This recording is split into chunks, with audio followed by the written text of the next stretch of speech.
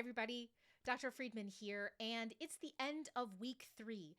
It's another slightly weird week this week because of the Martin Luther King holiday. We only met on Wednesday. We've got more than enough to talk about, however. This week, we were looking at another part of the history of role-playing. Last week, we looked at Little Wars and the wargaming origins of the hobby. And that's a fairly common history that we tell, that Kriegspiel in the 19th century begets more modern versions of wargaming, begets chainmail, begets Dungeons and Dragons, and so on and so forth. That anything that doesn't look like those kinds of origins is new and an innovation and doesn't have a history to speak of. And that is, to use a technical term, kinda bullshit. People like my friend Evan Torner have been recovering the origins of other parts of the hobby that are arguably even older than the wargaming tradition. And that's what I wanted to focus on this week, because it's also part of the corrective narrative that Dye is going to invite readers to think about. And that begins, for Kieran Gillen, with the Brontës and with the kinds of story worlds and story gaming that they're doing.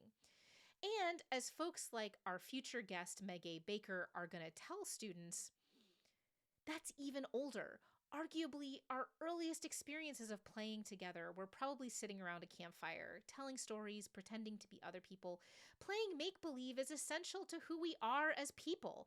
We know how to do it even when we're making up the rules as little 5-year-olds. And the Brontë siblings were not that much older when they start to make the worlds of Angria, Gondal, and Glasstown. And they do it in teeny tiny miniature books. I got to see them on my very first day of graduate school at the University of Missouri, which holds a few of the Brontë Juvenilia, a term we defined for ourselves this week.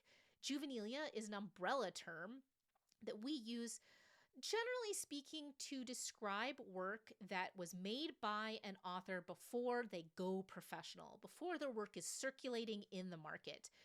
Juvenile is the kind of root here, so it's usually associated with adolescent or childhood work. And that's absolutely what we're talking about here. The Brontë siblings were... Some of them were 10 or younger when this imaginative play begins, according to Charlotte Brontë's account. But it continued throughout their lives. They didn't entirely abandon these imaginative worlds. They were even role-playing in carriages with different roles. And we can see connective tissue to things like modern fan fiction. In some ways, this is real people fic, y'all. Napoleon, Lord Wellington, and other historical figures are also part of the imaginative world that's being constructed here. It's quite frankly kind of weird. And one of the weird things that we talked about in class is precisely the way in which this imagined world has these kinds of specific kinds of details about ship movements and political maneuvering, and quite frankly, violence and colonial violence. And it's weird to think about it in terms of young children in remote rural Yorkshire who are largely cut off from a lot of their age mates, the wider world around them, except through newspapers, of which we know from Brontë that they were subscribing to multiple ones every week and gaining access to knowledge about the world around them. And the excerpts from the Juvenilia that we took a look at were indeed written in the form of these kinds of periodicals. So we're watching young writers learn to write by imitation of a form they're very familiar with, drawing in content from these kinds of depictions of other cultures they've never encountered except through these kinds of secondhand, third-hand reports. It's a fascinating game of telephone, before there's telephones, of course. And so we got a really good conversation going about what it means to do this kind of play as children, what it means to have this specific kind of textual play, but also that these texts are the only traces of a wider experience of play that we hear about Brontë telling us that she and her sisters and brother engaged in.